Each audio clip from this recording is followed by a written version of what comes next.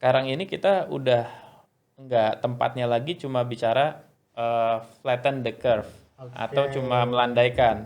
Karena oke. pada saat yang sama kita punya keterbatasan vaskes, fasilitas kesehatan dan Yes, tenaga yes, yes. kesehatan. Misalnya ruang isolasi bertekanan negatif, ruang ventilator yang memadai. Hari ini gue nggak sendiri, ada Arya di sini. Thanks ya Arya udah hadir.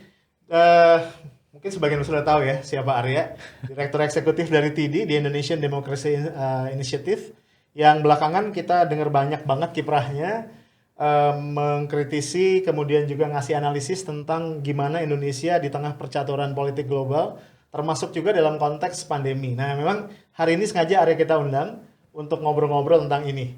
Tapi sebelumnya saya pengen cerita dikit ya. Mungkin Arya nggak tahu kalau saya ini salah satu pengagum tersembunyi, Ci, ya, gitu Wah, ya. Ada anak muda bisa menjadi aja Bang WNI Arif. pertama ya, WNI pertama ya, yang ke Turki ya kalau nggak salah ya, dan belajar politik dan hubungan internasional gitu ya. Yang lulus Doktor Hubungan Internasional dari Turki. Pertama, oke. Ya, Pertanyaan pertama nih ya, ini mungkin personal banget. ya. Kenapa sih lu ngambilnya Turki? Apa yang istimewa dengan Turki? Bidang ilmu ini. Biasanya kan orang kalau ngambil bidang ilmu kayak gitu ke mana ya? Amerika, ke Europe, Di, ke mungkin bahkan ke Jepang gitu ya. ya. Tu- Kenapa Turki?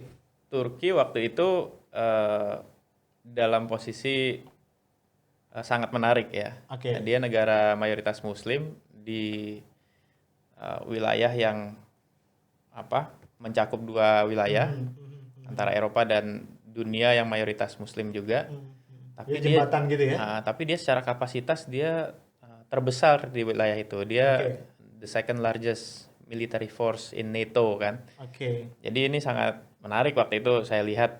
Sementara waktu itu eh, Amerika Serikat, Obama mulai memberikan ruang. Mhm, Nah, mhm, mhm. lebih menarik lagi sekarang sebenarnya ketika Amerika Serikat dipimpin Donald Trump, Mhm, terus mhm. kemudian sangat fokus ke Amerika. Lalu ya Oke. Turki jadi pemimpin di wilayah itu, Jadi kira-kira bersinar gitulah. gitu ya? Saya kira Oke. wah menarik nih secara praktis bisa dipelajari lah. Oke, oke, oke. Jadi memang ternyata selama ini kita banyak nggak tahu ya tentang Turki ya, Ya, sestrategis itu gitu ya posisinya. Second largest ya di NATO ya. ya. Oke, oke, Arya, kita semua udah cukup bosen stay at home ya. Sampai akhirnya ke rumah Bang Arif. Ya, untung gue punya studio nih, jadi buat iseng-iseng lah. Nah, kita undang Arya karena kita pengen ngeliat nih sebenarnya Indonesia ini nasibnya bakal gimana gitu loh ke depannya. Ini jadi concern banyak orang kan. Hmm, Itu masalah nasib kan. Ini kita ya. bakal gimana.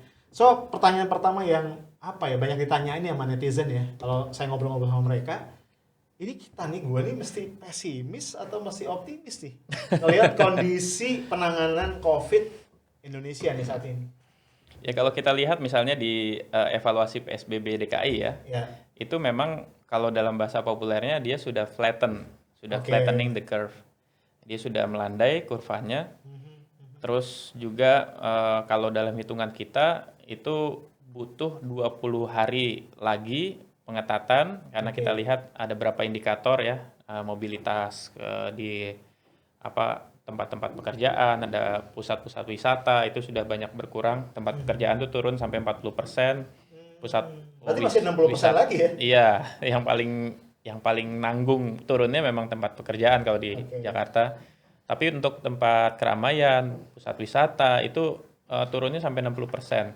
Dan Oke. kegiatan di rumah naik 22%. Ya kita Mhm. ada hitungannya. Kira-kira dengan hitungan itu sebenarnya tinggal pengetatan lagi, lalu kemudian diperpanjang sedikit sampai sekitar 20 hari sebenarnya bisa lebih optimal. Mhm. Masalahnya adalah sekarang ini, terus kita lihat juga Jawa Barat, kita waktu itu belum dimulai PSBB, lalu kita hitung 16 hari cukup untuk Jawa Barat. Kalau untuk Oke. Jawa Tengah cukup dengan 6 hari saja Mhm, mhm. pengetatan.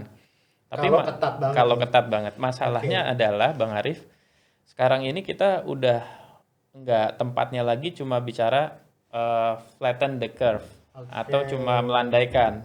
Karena pada Oke. saat yang sama kita punya keterbatasan vaskes, fasilitas kesehatan dan Yes, tenaga yes, yes. kesehatan. Misalnya ruang isolasi bertekanan negatif, ruang ventilator yang memadai, Hmm. terus kemudian nakesnya sendiri yang punya spesifikasi khusus. Itu eh, sudah mendekati angka kapasitas maksimumnya gitu. Sehingga penambahan sedikit pun meskipun dia tidak lagi eksponensial seperti sebelumnya Bang Arif, udah sangat berbahaya. Jadi flattening the curve tapi dia harus diikuti dan disertai dengan peningkatan kapasitas pelayanan kesehatan, dan di situ yang sebenarnya kita warning gitu. Jadi artinya perlu dikoreksi sedikit kali ya pendapat publik yang kayaknya udah euforia banget nih, Iya. ya kan? Berita ini gembira. Udah flatter nih, gitu kan? Udah kebayang tuh bisa ke mall lagi, bisa apa gitu ya? Sebenarnya not that easy gitu ya? Iya, ketika sudah sangat terbatas ya. Yes. Itu dan sebenarnya kan faktanya ruang isolasi itu tidak seluruhnya didukung oleh anggaran pemerintah juga. Betul. Lebih banyak rumah sakit itu secara mandiri berinisiatif membuat ruang isolasi yang tidak standar tapi yang penting bisa berkontribusi di masa sekarang. Terus kemudian kita tahu juga APD, alat pelindung diri itu untuk nakes juga lebih kita lihat sebenarnya juga banyak faktor solidaritas masyarakat. Gitu. Jadi yang sebenarnya kita lihat itu sekarang kondisinya adalah banyak aktor tapi tidak terlalu terorganisir, fragmented actors lah. Jadi sebenarnya peran aktor negara nggak gede-gede amat. Nah, kalau kita lihat secara secara kuadran mungkin ya, ketika masyarakat itu banyak yang berpartisipasi, mereka masih sangat aktif, partisipatif, semangat, itu sebenarnya bagus. Tapi kalau tidak disertai dengan misalnya tata kelola pemerintahan yang menyertai, itu dia potensi masuk ke kuadran atau skenario fragmented actors. Jadi aktor-aktornya banyak tapi tidak startup gitu. Dia gerak sendiri-sendiri iya, gitu ya. Bisa. Atau dia terbentuk secara alami terpisah-pisah bergeraknya karena ada masalah yang sifatnya blunder-blunder. Misalnya dari pemerintah. Iya, misalnya kan ada analisa sosial media yang melihat bagaimana tren emosi publik ketika melihat ada kasus dari oknum-oknum, misalnya yang melakukan yang menurut persepsi publik itu legal corruption. Misalnya kemarin ada beberapa staf sus milenial yang sampai mundur, itu kan kerja misalnya ya. Iya, misalnya itu kan sebenarnya mempengaruhi, ada analisa sosial media seperti itu. Di diskusi kami juga seperti itu. Tren publik itu jadi secara emosi terganggu trust-nya kepada publik, karena public trust itu kan terkait kompetensi, reliability sama integrity dari pengelola. Kompetensinya, terus apakah mereka melaksanakan agenda-agendanya secara fokus kira-kira. Nah, itu nanti kalau dalam kuadran kita ya akhirnya dia akan masuk ke fragmented actors. Dan sebenarnya ini juga harus diantisipasi. Nggak boleh terlalu lama Bang Arif kejadian seperti ini, karena masyarakat kita juga punya staminanya gitu. Betul. Nah, ketika dia sudah stres dan exhausted, udah capek lah, udah jenuh nih kok gini terus berulang, itu bisa masuk ke dalam satu skenario lain yang kita khawatirkan, yaitu misalnya seperti civil disobedience. Bisa sampai ke sana ya? Bisa, kalau misalnya dia udah capek. Frustrated ya gitu ya? Udah kayak no choice gitu.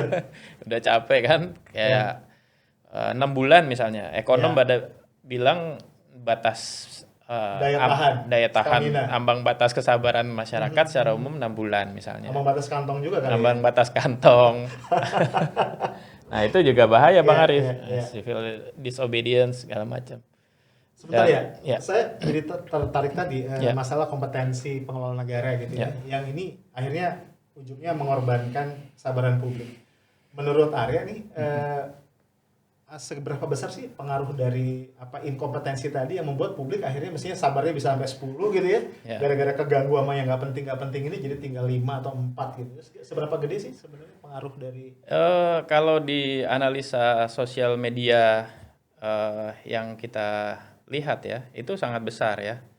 Jadi sebenarnya masyarakat kita mudah untuk patuh, mudah untuk manut. Mereka nggak punya mazhab pilihan kebijakan sebenarnya. Jadi anak baik-baik lah ya gitu. Iya, baik banget Indonesia ini sebenarnya. Maaf gitu ya. Secara nature bagus banget Bang Arif. Iya, gampang dikendalikan sebenarnya. Betul. Masalahnya apakah dia punya clear message gitu aja. Pesan yang Oke, jelas, koheren, terus meyakinkan, convincing gitu. Sebenarnya itu yang dibutuhkan. Contoh misalnya keluar dari Indonesia, kita lihat di Eropa nih misalnya masyarakat yang juga banyak bilang enlightened gitu ya, tercerahkan. Antara Swedia dan Jerman kan sebenarnya pola pendekatan pemerintahnya berbeda, tapi Oke. sama-sama Dapat support. sama-sama support masyarakatnya. Oke. Swedia sangat percaya dengan caranya dia yang sangat bebas, itu nggak Oke. ketat, nggak Yes. ada strict containment gitu. Jerman lebih ketat, tapi Yes. dua-duanya sama-sama. Ditaati ya.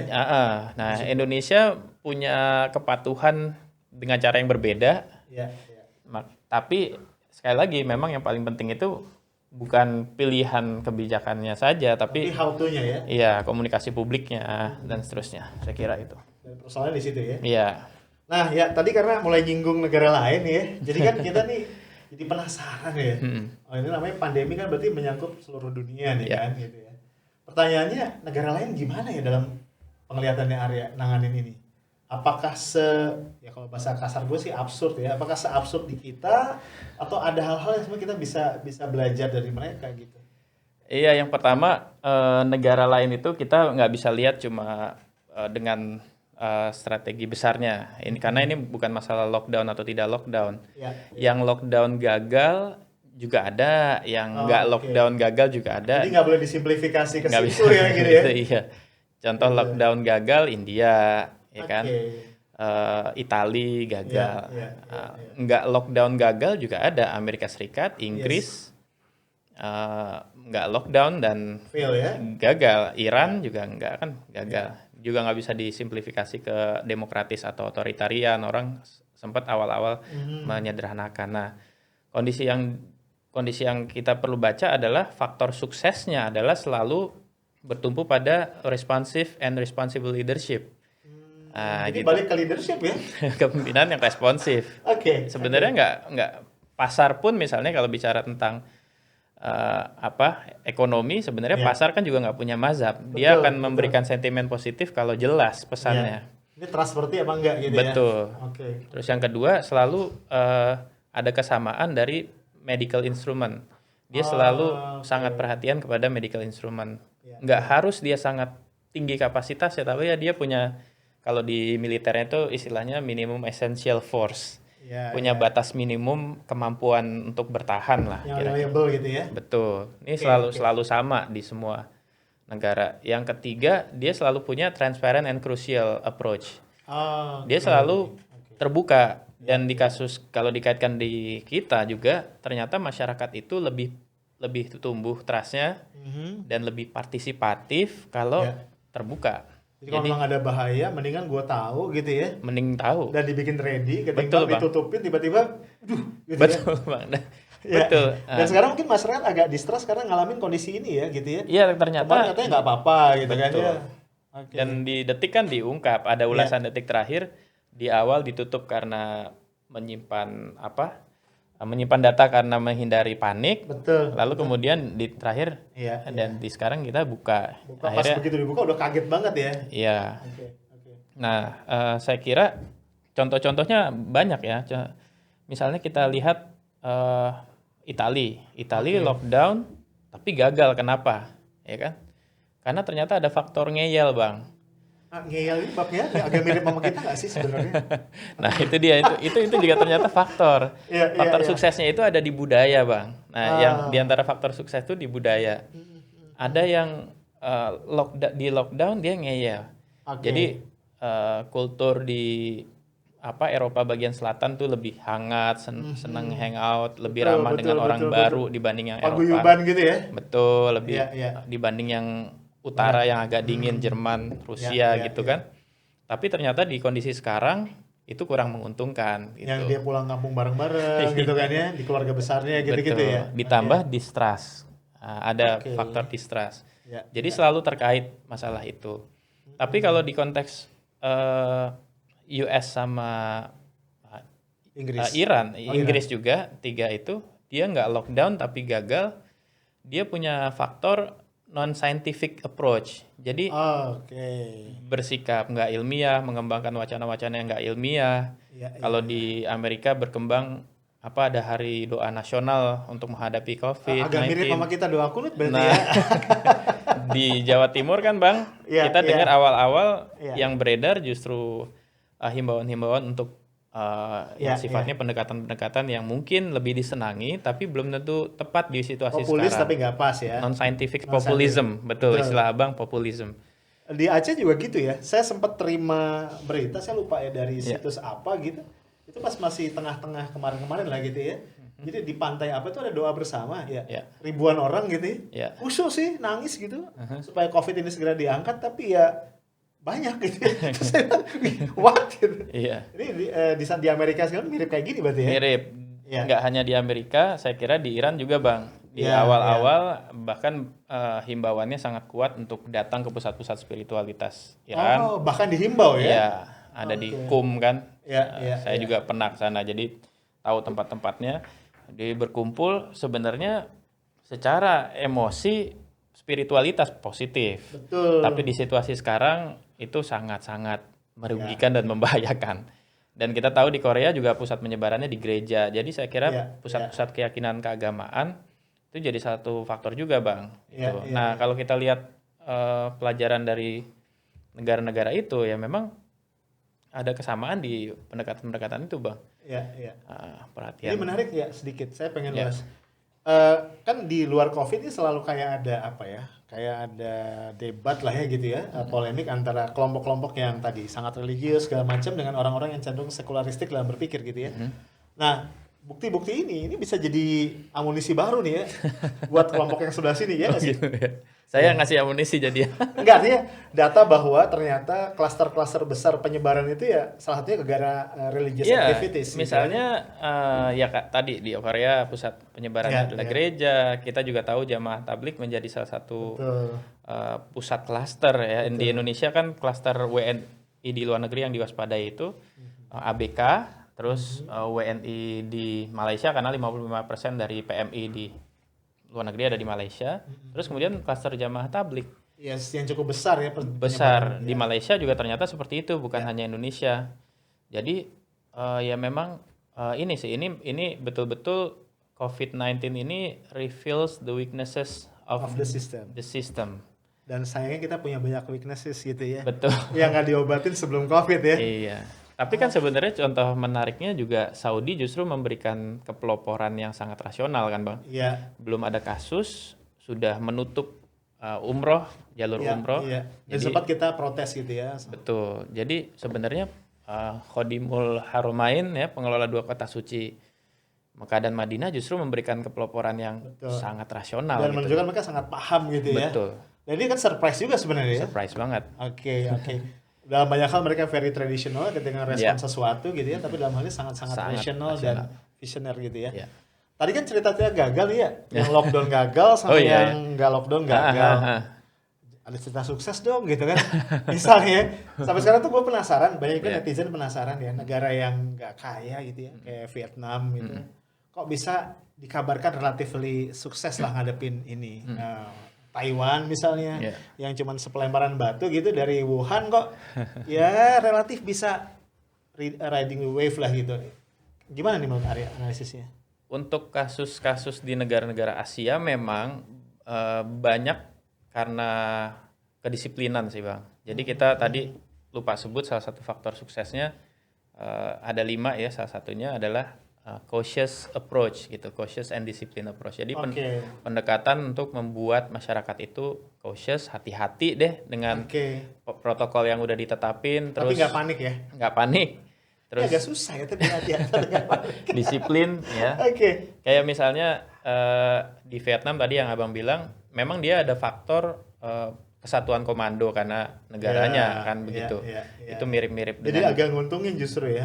mirip-mirip dengan Pilihan sistem pemerintahan jadi menguntungkan dalam kondisi ya, kayak gini ya. mirip-mirip dengan China, mirip-mirip dengan Kamboja. Dalam hal ini terlihat seakan-akan satu komando, terus pola koordinasi antar agensi sangat bagus, disiplin itu ada kaitan. Tapi sebenarnya ketika kita lihat negara Asia yang demokratis seperti Korea Selatan, Jepang dan Taiwan, sebenarnya dia juga menunjukkan kesuksesan. Kenapa? Kan gitu. Jadi Ya, berarti ya. Faktornya bukan di sana faktornya ya. bukan di Yes, yes, yes. authoritarian atau demokrasi, ternyata memang disiplin. Dan kasus Taiwan yang sangat nempel dengan China. China, dia preventif banget. Jadi sebelum ada yang masuk langsung tutup. Jadi yang di lockdown tuh negaranya gitu ya kira-kira. Betul. Sebelum ada masuk waktu tutup, mirip waktu di awal Maret saya udah sampaikan ini potensi jadi pandemik. Bahkan saya sudah sebut istilah Bang, the Belt and Road Pandemic. Kita udah ngomong nih ya sebenarnya. Saya udah ngomong. Udah pasti nggak ada yang denger nih. Karena bisa sembuh karena makan nasi kucing. Nah itu non scientific Betul ya? versi kita. Kunut, nasi kucing, apalagi Betul. waktu itu kan. Iya. Katanya susah masuk juga karena izinnya ribet Nah katanya gitu itu kan ya. non scientific jokes yang Iya, ya iya. bisa jadi salah satu contoh. Kalau yang ngomong bukan pejabat nggak apa-apa Nggak sebenarnya. apa. Ini sayangnya. Ya bebas deh ya. Nah Bang, jadi kalau bicara tentang faktor sukses misalnya, ya Korea Selatan demokratis juga, Betul, betul. Jepang juga demokratis, tapi mereka punya budaya yang sudah lama. Ini Oke. ada yang membenturkan antara penyakit dengan budaya, gitu Iya, kan. iya, iya. Jadi memang ujung-ujungnya COVID-19 juga momentum kita untuk bangun budaya yang lebih sehat, lebih Iya. menaikkan kelas peradaban, dan sebenarnya Oh, oke. kita kan sebenarnya punya local wisdom Bang, banyak. Iya. Dulu kan suka ada Gucci atau yang tanah liat tuh di depan-depan rumah untuk cuci tangan. Betul, betul, betul. Jadi saya kira ini momentum juga untuk ngebangun itu, karena di Jepang model masker gitu ya, terus cuci tangan. Udah biasa ya. Udah biasa sejak 2003 udah ada yang pernah ngulas bahwa itu sudah seperti jadi Yes. budaya di Korea Selatan. Mungkin orang bersin aja langsung ke rumah sakit gitu Iya, kan. iya, Meskipun iya. agak parno kelihatannya untuk Betul, kita ya. betul. Tapi kayaknya ini budaya baru gitu, lifestyle diubah dan seterusnya Bang. Jadi memang ada faktor budaya juga, budaya sehat. Cuma kan lagi-lagi ya kalau kita Iya, Bang. ngomong Jepang, Korea survive antara lain karena budayanya udah lebih tinggi lah gitu ya levelnya dalam konteks hygiene segala macam setidaknya. Kalau kita bicara budaya kan kemudian erat kaitannya sama agent utamanya kan, aktor utamanya yang bisa ngebentuk itu. Which is adalah negara, which is ada government gitu kan. Jadi baliknya ada ke situ lagi gimana ya? Iya Bang. Ya nah, kalau tadi yang kita bayangkan itu kan ada kuadran. Mm-mm. Kalau masyarakatnya makin informatif, makin Ya. partisipatif, tapi tidak disertai dengan tata kelola atau upaya pengelola negara untuk membangun trust, itu kan terbentuknya fragmented actors. Yes. Jadi orang ya masing-masing sendiri, cuman terfragmentasi dengan perannya masing-masing. Memang yang kita inginkan itu adalah civic collaboration, kolaborasi sosial, Jadi aktornya banyak tapi terkoordinasi gitu ya. terorganisir, pesannya jelas, Oke, gitu. arahnya sama ya. Betul. Dan scientific Yes. scientific ini agak nggak susah ya dikit. nggak ada jokes-jokes yang nggak penting dari Yes. orang-orang penting, saya kira Iya, gitu. iya, iya. Tapi kalau misalnya pemerintahnya aja juga nggak bisa. Oh, oke, Pemerintahnya aja yang bagus, terus kemudian masyarakatnya males, nggak bersemangat untuk partisipasi, kita jadi captured society. Jadi Ada contohnya nggak ya? Si capture ini yang pernah Arya observasi. biasanya itu terjadi kalau pandeminya sudah terlalu lama. Pandeminya sudah terlalu lama, meskipun performance masyarakatnya bagus. Contohnya di Jerman. Oke. Di Jerman itu sudah sangat bagus ya, healthcare equipment-nya semua dipenuhi, ruang isolasinya ditambah, ventilator segala macam didukung penuh. Tapi masyarakat Jerman merasa ini sudah terlalu lama sehingga mulai ada demonstrasi. Terus di sisi lain juga banyak yang jenuh, ya udahlah mau ngapain lagi gitu kan. Terus juga saya kira begitu. Itu bisa terjadi juga di tempat-tempat lain karena ini kan kita baru berapa bulan Bang, hitungannya belum masuk masa jenuh. Ya, ini baru 3 bulan ya. Iya. Itu dari Maret ya. Nah, kalau 6 bulan mungkin ada sesuatu yang terjadi. Story-nya berbeda. Ya. Oke. Saya mau masuk yang lain nih. Ya. Ini kan Indonesia nggak sendirian nih. Ada kita terhubung dengan konstelasi negara-negara lain nih, Ya. geopolitik internasional. Gimana ya dampak COVID ini sama posisi kita di geopolitik. Ya itu menarik ya. Jadi agenda idealnya sebenarnya ketika kita sadar ini global pandemic, wabah global, agenda utamanya sebenarnya harusnya mengajak semua negara di dunia itu menuju ke global solidarity, solidaritas global. Oke. Itu. Masalahnya global solidarity itu butuh dua faktor, Bang. Pertama, jadi nggak serta-merta gitu ya? nggak bisa. Yang pertama, kemauan dan kemampuan kerjasama, Oke. negosiasi. Yang kedua, kondisi ekonominya juga harus membaik dulu. Jadi harus ada strong growth di sektor ekonomi juga. Iya. Tapi kalau pertumbuhan ekonominya membaik, tapi tidak ada kemauan dari pihak-pihak negara, baik kita sendiri ataupun yang nggak mau, atau pihak luar yang nggak mau diajak kerjasama, atau antar negara besar misalnya ada yang tidak saling kerjasama, itu yang terjadi malah perang sumber daya, Bang. Rebutan sumber daya. Ya, Ini kan sekarang lagi berlomba untuk bikin vaksin. Itu nanti akan masuk ke dalam skenario perang sumber daya ketika pihak-pihak yang ada nggak bisa bekerja sama. Jadi ketemu vaksin tuh belum jadi solusi akhir juga ya. Apalagi nih ya. Apalagi untuk negara yang ekonominya tanggung. Pada saat itu ada dia tidak terlalu kuat, belum sampai pada posisi yang sudah bangkit ekonominya, dia bisa nggak kedapatan vaksin ya. Misalnya sumber dayanya terbatas, yang dapat negara-negara besar aja. Negara misalnya Indonesia tadi Abang tanya posisinya gimana, bisa jadi Indonesia ya dapatnya belakangan atau kondisi nggak dapat sama sekali. Tadi ada istilah negara tanggung sih. Nah, ya, kan kita udah negara maju kan katanya ya. Iya. Nah, atau misalnya dalam kondisi kita masih mengalami resesi, misalnya seperti para ekonom bilang kita akan mengalami deep recession, tapi belum berhasil melakukan kerjasama, itu berbahaya. Bisa terjadi uncontrolled pandemic atau pandemi berkepanjangan. Contoh misalnya Itali kondisi ekonominya nggak terlalu bagus, terus waktu dia mengalami pandemi, pada masa itu dia mengajukan bantuan ke Uni Eropa, nggak dibantu. Gitu. Akhirnya kan pandemi berkepanjangan tuh udah ada kasusnya. Gitu. Ribuan mati tiap hari gitu ya. Jadi saya kira meskipun pandemi ini membuat banyak negara berpikir ke dalam menyelamatkan negaranya masing-masing, jangan lupakan juga upaya untuk terkoneksi dengan yang lain gitu. Atau ya ekonomi nggak bagus, minimal kerjasama internasionalnya bagus. Misalnya ya upaya kita kemarin untuk mendatangkan Uni Emirat Arab, itu kan bentuk global aid. Jadi ekonominya jelek, maksudnya dalam kondisi sulit gitu, tapi dia berhasil minta sedekah lah ya. Global aid. Ya bahasa enaknya hibah kan. Hibah. Betul. Jadi agak-agak suram ya. Ya, skenarionya sangat beragam. Berarti kita beragam, tapi sebenarnya ya mesti sangat hati-hati milihnya ya. Betul. Ya nih kalau misalnya nih lu diminta sama pemerintah nih, kita udah give up nih, terus undang lu nih, kasih nasihat gue dong gitu misalnya gitu. Apa sih singkatnya yang lu akan kasih message sama pemerintah? Yang pertama kalau dari sisi luar negeri ya. Dalam situasi ini semua kantor perwakilan, semua instrumen diplomasi harus fokus bagaimana berkomunikasi untuk menyelesaikan pandemi. Jadi nggak boleh ngomongin topik lain dulu nih ya.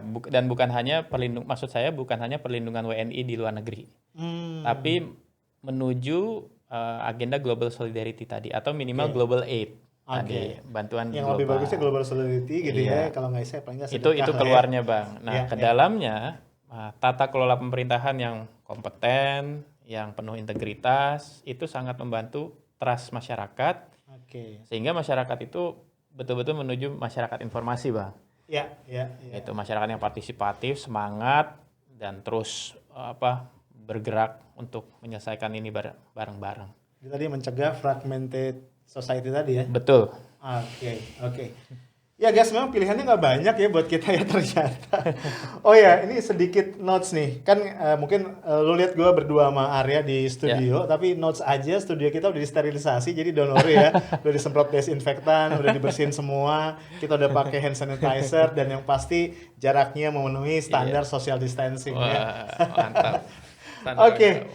Thank you banget buat Arya Makasih Sandi banyak, PhD Bang yang Arif. udah join ya. Mudah-mudahan nggak bosan. Ini masih panjang sebenarnya pembicaraan sepanjang usia pandemi yang kayaknya belum menunjukkan tanda-tanda selesai. Tadi notes penting dari Arya, kalau ada kabar-kabar bahwa ini sudah flattening the curve segala macam, jangan terlalu euforia juga. Betul. Jangan buru-buru berharap kita bisa jalan-jalan ke mall segala macam. Tetap stamina dijaga karena perjuangan kita masih panjang.